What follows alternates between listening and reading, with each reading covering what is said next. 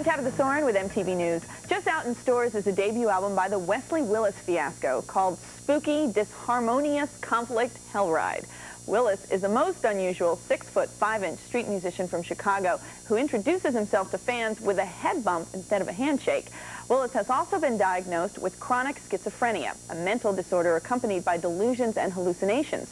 Rock and roll history has had its share of mentally troubled creators. For instance, Pink Floyd's Syd Barrett, Rocky Erickson, Wildman Fisher, and most recently Daniel Johnston. Time will tell where Willis ends up in the pantheon. He'd put out 15 self-produced albums before signing a deal with Rick Rubin's American Records label at the South by Southwest Music Conference in Austin, Texas last month. While some critics wonder if Willis is being exploited as a novelty act, I caught up with him in Austin and found that for Willis, music is a vital form of therapy. Tell me what happened today. I heard that you signed a record contract. I signed the record contract at least 20 minutes ago. What was that like? How'd that make you feel? It made me feel great in the head. Make you feel rich? I'm going to be rich. I'm going to be the richest black man for the rest of my life until the day I die off this earth. But it's more about the music than the money, right? It's more about the music and the money. This song's called Get on the Bus. 1, 2, 3, 4. Get on the bus, get on the bus. Get on the bus, get on the bus. What's in here? What's in my thing is my portable CD player. I used the CD player to go on bus rides of joy, then to go on bus rides of hell. But the demon in my head talks to me in profanity I do not want to hear.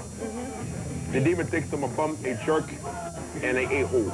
So whatever you're playing knocks that out of your head? Wherever that CD player that I played my music on keeps me on the joyride and keeps me off the hell bus. I'll tell you about the time when people was coming to Jerusalem. When you were outside, how did you feel about all those strangers coming up to you and talking to you? I love them, and I love them like super chicken. Isn't that annoying, having people come up to you that you don't even know? I just want to meet them. As long as they are nice, I can meet them. I did a wedding, people were took off. He's got his music, his medication, and when we get to a club, people are paying attention to him and bumping heads and buying CDs off of him, then he's very happy. People like kind of point him out as being schizophrenic and a hard guy to deal with. He's not. Wesley's really cool. You know, I've dealt with guys who were addicted to heroin and stuff like that. That is a real bad time, you know? Did you ever see the Chuck Berry video? You know, these guys, there's some very strange rock stars out there, you know? Wesley, in comparison, is very cool. Say, you woman, how are you doing? I want to buy you a wedding ring. Come with me to the jewelry store, or else have a nice day. What do you get out of being an artist? I just get music to pick me up.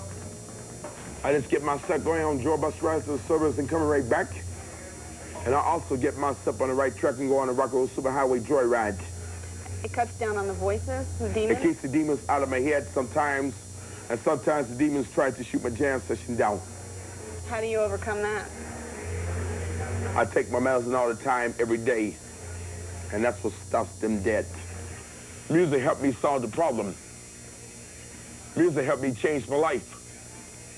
And playing rock music is the way to go. That's the way to go on the Harmony Joy bus ride rather than on the Freak Out Hell bus ride. The Wesley Willis Fiasco's American Recordings debut titled Feel the Power is due out this summer. Willis and his band Fiasco will resume a U.S. tour April 27th in Madison, Wisconsin. That's the news for now. We'll have more news later right here on MTV.